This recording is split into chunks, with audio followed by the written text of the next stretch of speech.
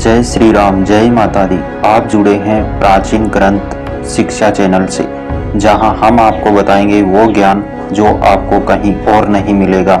अगर आप सनातन की अनसुनी बातें जानना चाहते हैं तो इस वीडियो को अंत तक जरूर देखें। तो भक्तों, आज हम जिस ग्रंथ की चर्चा करने जा रहे हैं वह है विष्णु स्मृति। यह स्मृति केवल नियमों और शास्त्रों का संग्रह मात्र नहीं है, बल्कि स्वयं भगवान विष्णु का दिया हुआ धर्मसार है।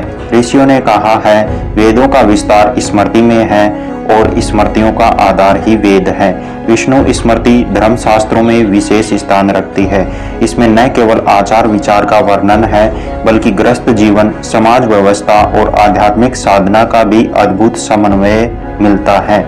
जैसे मनु स्मृति मानव समाज की नींव रखती है, वैसे ही विष्णु स्मृति धर्म और न्याय का संतुलन स्थापित करती है। अगर आपको ये बात रोचक लग रही है तो जरा कमेंट में जय माता दी लिखकर हमें बताएं। अब सुनिए भक्तों, विष्णु स्मृति में कहा गया है कि धर्म केवल मंदिर जाने या पूजा करने का नाम नहीं है। सच्चा धर्म है सत्य बोलना, हिंसा न करना, माता पिता की सेवा करना और दूसरों के साथ न्याय करना। विष्णु स्मृति हमें यह भी बताती है कि आहार शुद्ध होना चाहिए, वाणी मधुर होनी चाहिए और मन सदैव प्रसन्न रहना चाहिए।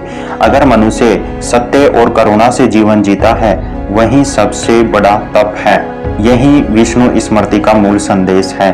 तो भक्तों, विष्णु स्मृति विशेष रूप से गृहस्थ आश्रम के धर्म पर प्रकाश डालती है। कहा गया है कि पति को धर्म पालक होना चाहिए और पत्नी को घर की लक्ष्मी। संतान का पालन पोषण केवल शरीर से नहीं बल्कि संस्कारों से करना चाहिए। स्मृति कहती है, गृहस्थ ही धर्म का मेरु पर्वत है, क्योंकि वही सभी आश्रमों को धारण करता है, वही कमाता है, दान देता है, यज्ञ करता है और ऋषि मुनियों का पालन करता है। इसलिए गृहस्थ को आलस्य से दूर रहकर परिश्रम, दान और सेवा में जीवन लगाना चाहिए। वीडियो पसंद आए तो लाइक करना मत भूलिए, ताकि हम और भी ऐसे शास्त्रों के बारे में आपको बताते रहे। तो सज्जनों, विष्णु स्मृति में 16 संस्कारों का उल्लेख है, गर्भाधान से लेकर अंतिम संस्कार तक। इसमें विशेषकर श्राद्ध कर्म और पितरों के तर्पण का महत्व बताया गया है। कहा गया है कि जो संतान श्रद्धा से पितरों का तर्पण करती है, उसे लक्ष्मी और आयु दोनों प्राप्त होते हैं।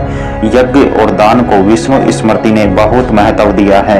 यज्ञ केवल अग्नि में आहुति डालना ही नहीं, बल्कि समाज के हित में किया गया हर कार्य भी यज्ञ है। यदि कोई भूखे को भोजन देता है, किसी दुखी का आंसू पहुंचता है, वही सबसे श्रेष्ठ यज्ञ है। प्रिय भक्तों, अब सुनिए राजा के कर्तव्य। विष्णु स्मृति में बताया गया है कि राजा केवल शासक नहीं बल्कि प्रजा का रक्षक होता है। राजा का पहला धर्म है न्याय करना। अन्याय सहना और अन्याय करना दोनों पाप है। राजा को चाहिए कि वह धर्म के मार्ग पर चले और प्रजा के लिए पिता समान बने।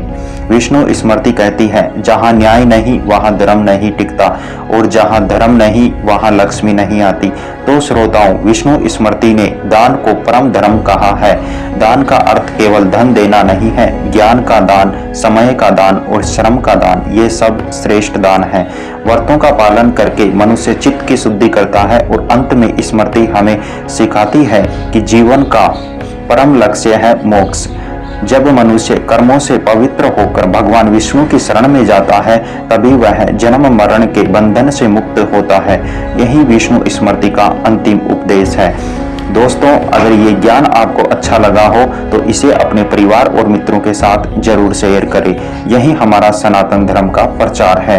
हमारे चैनल प्राचीन ग्रंथ शिक्षा को सब्सक्राइब जरूर करें, ताकि अगला दिव्य ग्रंथ आपसे छूट न जाए।